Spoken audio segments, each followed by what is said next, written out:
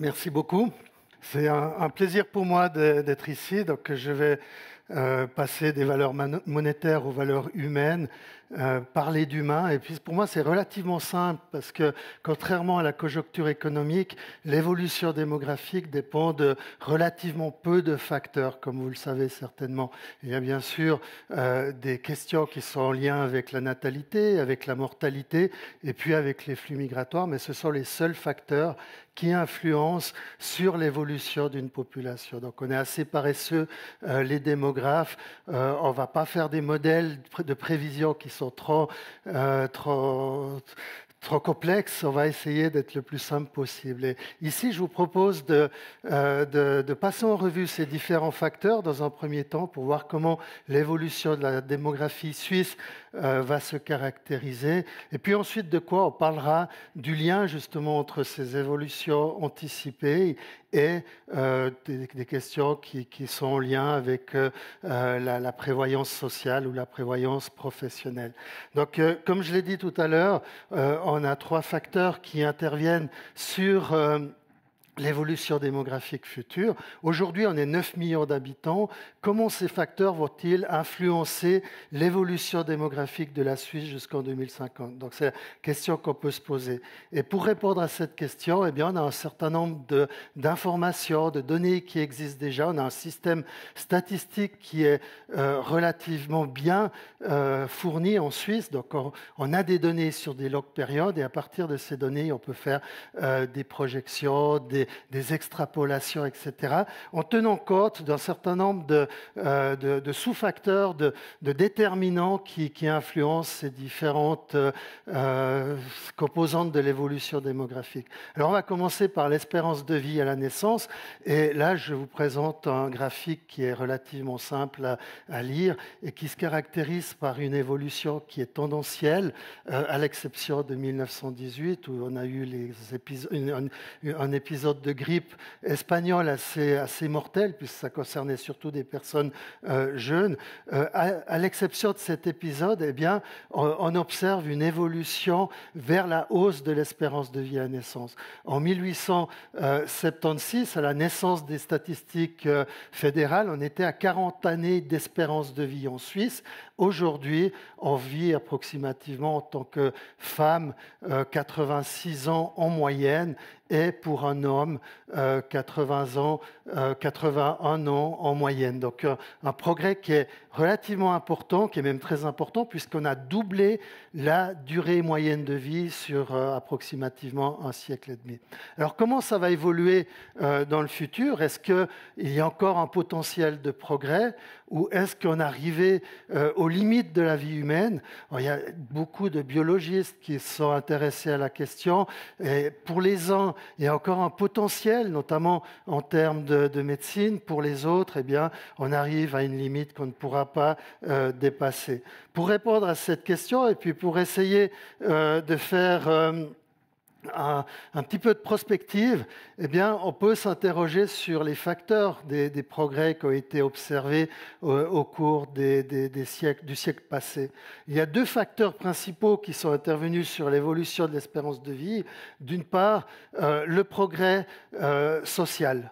Le progrès social ou économique eh bien, a joué un rôle très important. Ici, je représente un des premiers frigidaires qui a été développé à la fin du 19e siècle. Le fait de pouvoir surgeler les aliments eh bien, a permis d'éviter toute une série de maladies qui étaient mortelles à l'époque, notamment des infections. Donc un petit progrès, une découverte qui sont pour nous aujourd'hui du passé, qui n'a pas forcément vraiment d'importance. On a tous un frigo chez nous, on a tous un congélateur. Eh bien, cette petite découverte a créé une situation économique et sociale qui a limité fortement la mortalité, notamment la mortalité des jeunes. Et on a toute une série d'autres facteurs qui sont intervenus, qui sont plutôt des facteurs économiques. La division du travail, le passage d'une activité agricole à une activité dans les services, ont diminué un certain nombre de risques qui ont conduit à l'augmentation de l'espérance de vie. Mais la santé a aussi joué son rôle.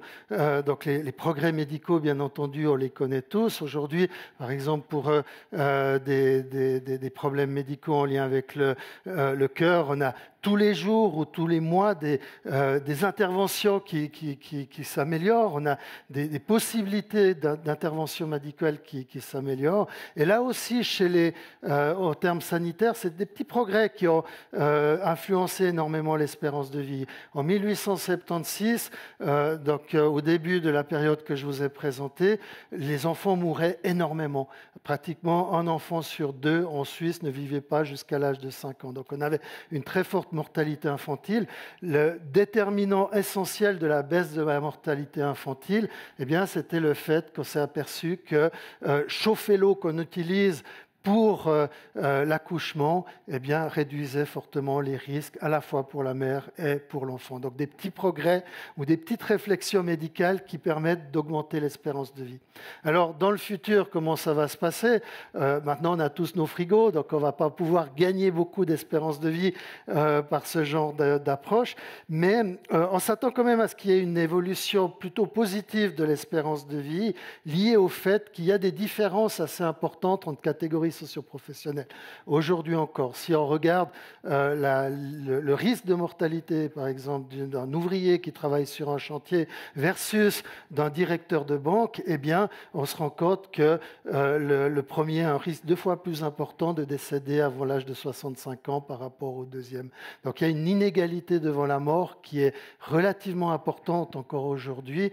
Et à partir de là, on sait que, étant donné que les structures socio-économiques se modifient, en d'autres termes, les générations qui successivement arrivent aux âges adultes et aux âges de la mort sont de mieux en mieux qualifiées, elles sont de plus en plus occupées dans des secteurs d'activité hautement rémunérés et à faible risque, on se rend compte que toute chose égale par ailleurs, on devrait observer encore une augmentation de l'espérance de vie. Donc il y a toute une série de facteurs qui militent pour une augmentation encore régulière de l'espérance de vie. Également en termes médicaux, on parle par exemple aujourd'hui beaucoup de la vaccination contre les cancers par des vaccins ARN. Ça peut être, comme les cellules souches, une possibilité de combattre un certain nombre de maladies pour lesquelles aujourd'hui on est encore démunis. Donc on peut partir sur l'hypothèse d'un progrès de l'espérance de vie, ce qui ne fait pas toujours plaisir aux planificateurs qui travaillent sur des questions comme l'AVS, etc.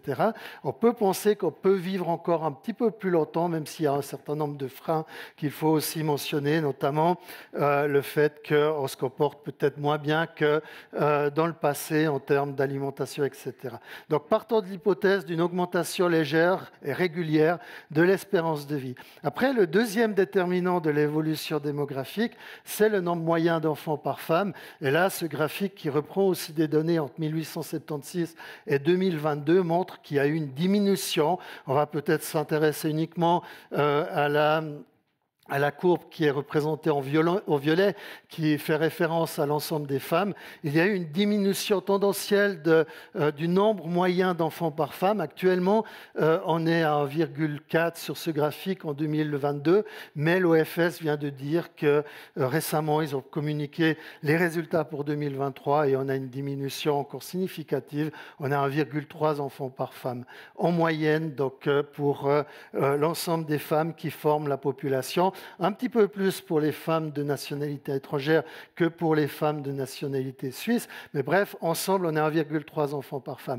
Il faudrait 2 enfants par femme pour garantir le renouvellement naturel de la population. Donc on n'est pas dans une situation de renouvellement naturel. Qu'est-ce que ça veut dire concrètement? Ça veut dire que la base de la pyramide des âges va devenir de plus en plus étroite, étant donné que la fécondité a fortement diminué au cours des 50 dernières années et diminue encore. Alors dans le futur, comment est-ce que ça va évoluer?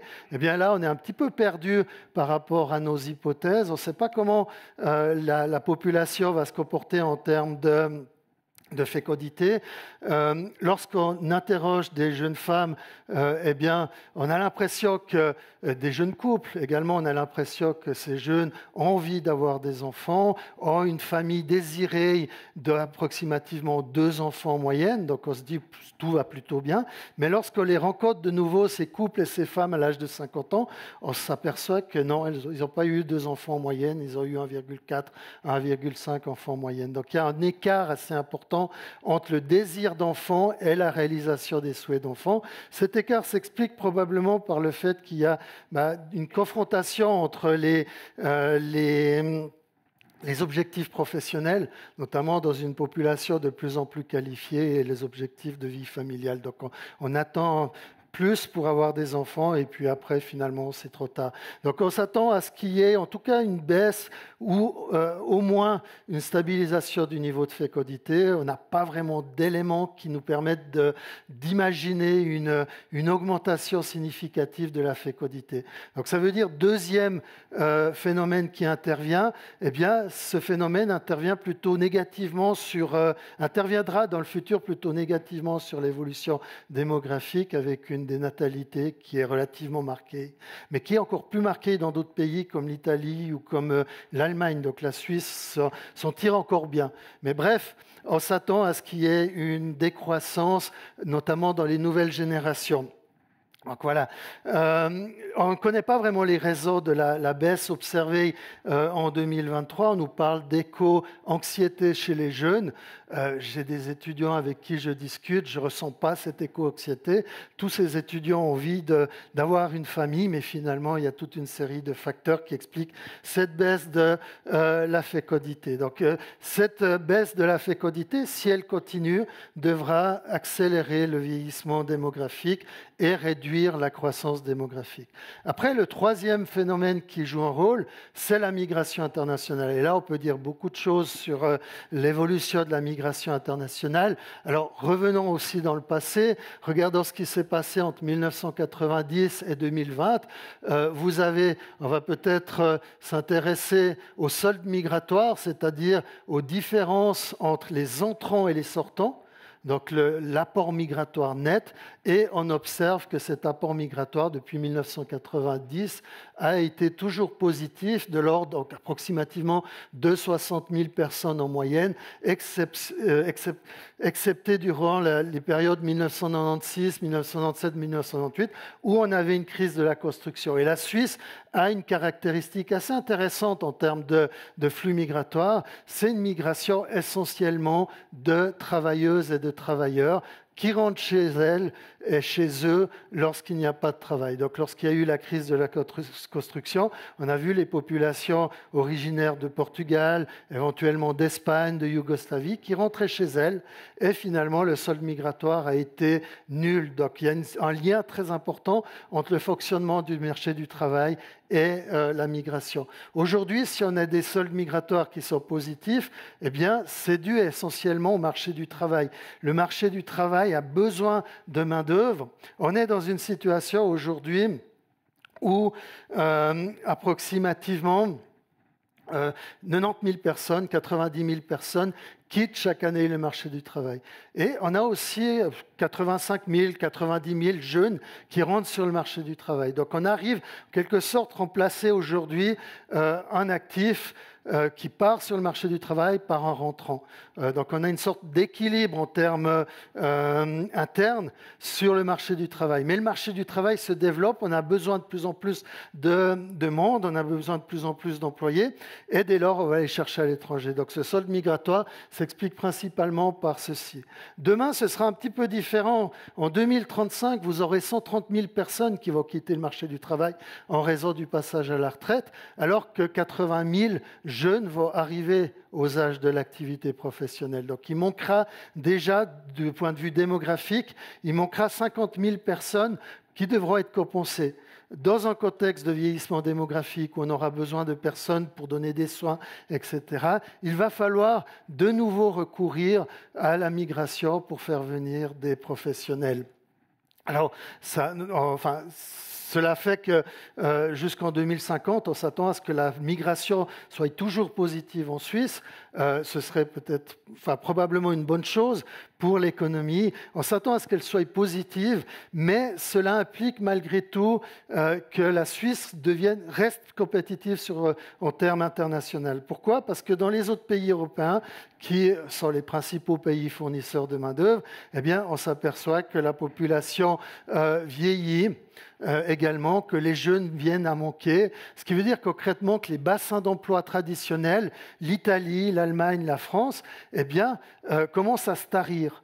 Un jeune Italien, aujourd'hui, il a la possibilité de rester en Italie pour accéder à un poste professionnel. Il n'est pas obligé de migrer comme c'était le cas dans les années 1960 ou comme c'était le cas après la crise de 2007. Donc il y a des opportunités qui se créent dans les pays fournisseurs de main-d'œuvre. C'est la même chose au Portugal, qui fait que la Suisse devient en concurrence par rapport au marché du travail des pays voisins.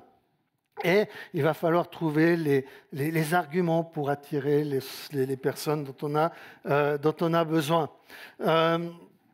Donc voilà, enfin, on a surtout besoin, en termes de migration, d'une main-d'œuvre hautement qualifiée. Comme vous le savez certainement, la majorité de la migration professionnelle aujourd'hui concerne des personnes hautement qualifiées. On a quelques flux migratoires faiblement qualifiés, mais ils sont relativement marginaux.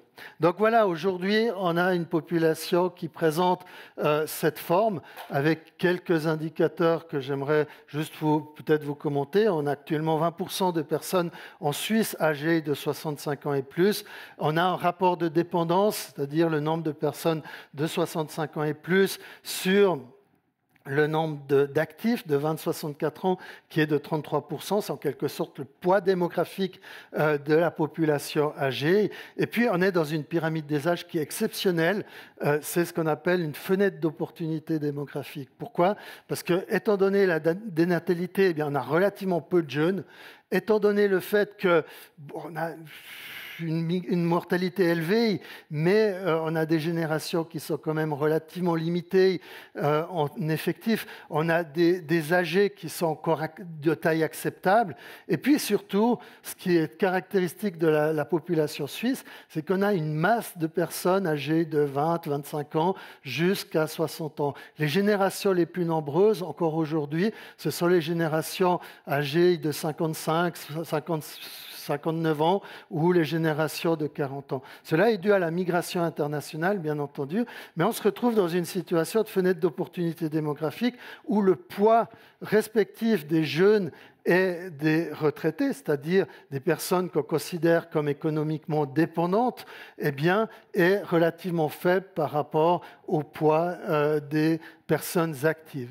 Et ça va continuer, ou ça devrait continuer, c'est ce que nous disent nos projections démographiques, puisqu'on aura besoin de main-d'œuvre, donc on peut imaginer, en tout cas jusqu'en 2050, que les flux migratoires vont continuer avec une intensité telle qu'on connaît aujourd'hui.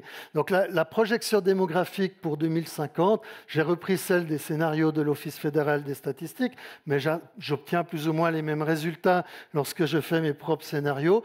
C'est une pyramide des âges qui reste d'opportunités démographiques, c'est-à-dire que les générations les plus nombreuses resteront les générations actives. Il y aura plus de vieux, il y aura une augmentation des rapports ou des indicateurs du vieillissement. La proportion de 65 ans et plus sera de 26% approximativement, le rapport de dépendance de 46%, donc un poids démographique beaucoup plus important qu'aujourd'hui, mais malgré tout une population qui reste quand même focalisée sur les âges actifs. Donc c'est ce qu'on peut prévoir en fonction de nos différentes hypothèses pour 2050. Alors, des évolutions qui sont, on va dire, plutôt optimistes ou plutôt positives par rapport à d'autres contextes nationaux. Par exemple, l'Allemagne craint une dénatalité qui va conduire à une pyramide des âges inversée. Les pays d'Europe de l'Est connaissent déjà cette pyramide des âges inversée où il n'y a pratiquement que des vieux et très peu d'actifs. Malgré tout, on peut toujours se poser la question, faut-il avoir peur des tendances démographiques en Suisse lorsqu'on discute avec le grand public, on a peur de la croissance démographique, ces 10 millions qui vont arriver, etc., ce vieillissement de la population qui se poursuit. À mon avis, il y a un certain nombre de facteurs de risque. D'abord, on revient sur la question de la fécondité. La fécondité se modifie aussi par le fait que les couples ont des trajectoires familiales qui sont interrompues. Donc, il y a une augmentation de la divorcialité, il y a une augmentation des couples qui se restent sans enfants, et on se retrouve avec un accroissement notamment des familles monoparentales en situation de précarité. Donc c'est clairement des liens entre l'évolution démographique, l'évolution des structures familiales et un risque de fécondité. La fécondité faible, c'est aussi un accroissement de la part des personnes qui arrivent à la retraite sans soutien familial. Simplement, aujourd'hui, vous avez parmi les populations avec une formation universitaire, vous avez approximativement 30% des femmes qui restent sans enfants et 30% des hommes également qui restent sans enfants. Ça va bien lorsqu'on est jeune, on peut s'occuper de nos loisirs, on peut faire progresser dans la vie active, mais lorsqu'on arrive à 65, 70 ans, qu'on commence à être dans une situation de dépendance fonctionnelle, eh bien, c'est un petit peu problématique lorsqu'on n'a pas d'enfants pour s'occuper de nous. Et encore plus lorsqu'on arrive à 80, 85 ans. La baisse de la fécondité, c'est aussi la baisse de la taille des ménages, la baisse de la fratrie. Donc non seulement on n'a plus d'enfants pour s'occuper de nous, mais en outre, on a peut-être juste un frère et sœur qui souvent habitent loin parce que la mobilité augmente. Donc cette fécondité faible, elle pose quand même un problème sur le long terme avec l'accroissement du nombre de personnes qui arriveront en fin de vie sans soutien familial. En ce qui concerne la migration, alors comme je l'ai dit tout à l'heure, la migration est plutôt positive. Enfin, comme vous l'avez compris certainement, la migration est plutôt positive pour l'économie, mais la migration est aussi associée à des situations de vie qui ne sont pas toujours très agréables, notamment en raison de la déqualification professionnelle dans certains groupes.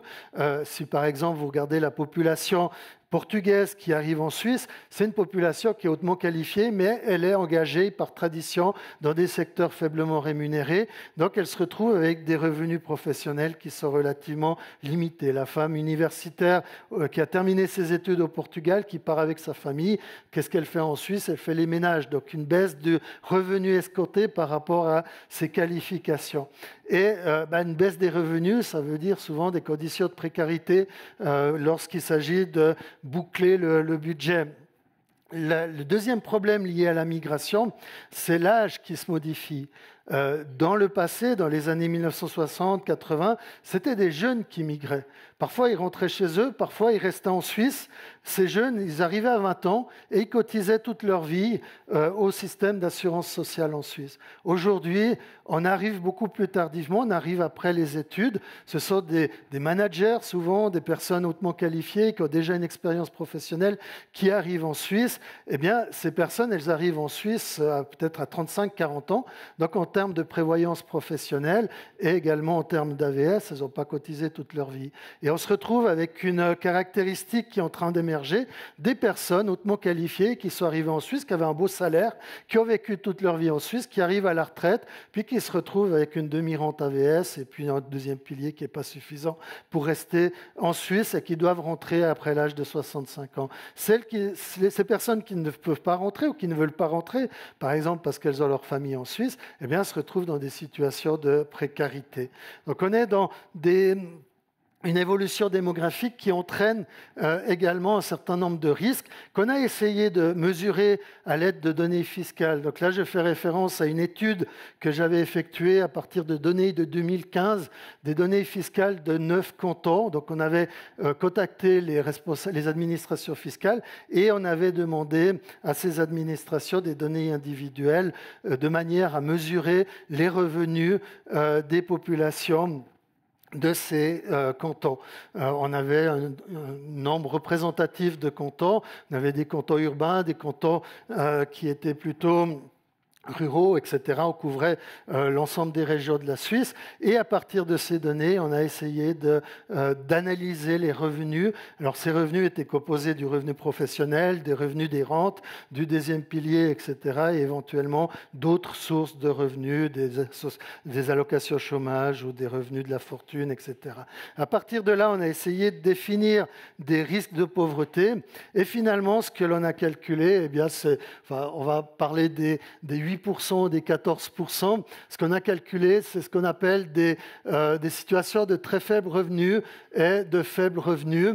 Donc, on a calculé ça pour toute une série de groupes de la population. Ici, je vous présente juste 3 catégories. La catégorie des retraités, la catégorie des actifs et les situations mixtes, c'est-à-dire les ménages composés à la fois d'une personne active et d'une personne à l'âge de la retraite. Et ce qu'on observe, selon les résultats que l'on a obtenus, c'est que le taux de pauvreté chez les retraités en 2015 en Suisse est relativement faible. On a approximativement 22% des ménages qui se retrouvent dans une situation de faible ou très faible ressources financières.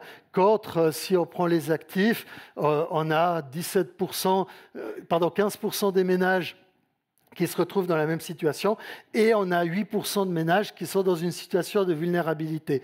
Qu'est-ce que c'est la vulnérabilité économique? C'est le fait de rentrer dans la pauvreté si on perd 20% de son activité professionnelle. Donc ce sont des ménages qui sont juste en dessus du taux de pauvreté que l'on a défini, mais qui, s'ils devaient pour une raison ou une autre diminuer leur taux d'activité professionnelle, ou s'ils passaient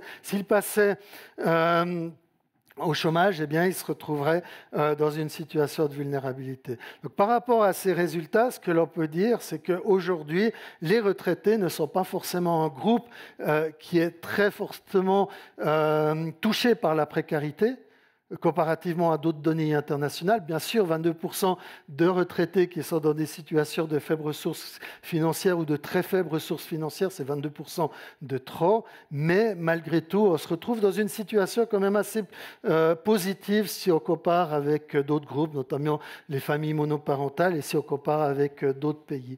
En réalité, la distribution du revenu, donc ce revenu total qui est composé des rentes, de l'activité professionnelle, etc., la composition de ce revenu eh bien, est fortement influencée par la position dans le cycle de vie. Pour les personnes d'âge actif, la distribution du revenu est très étendue.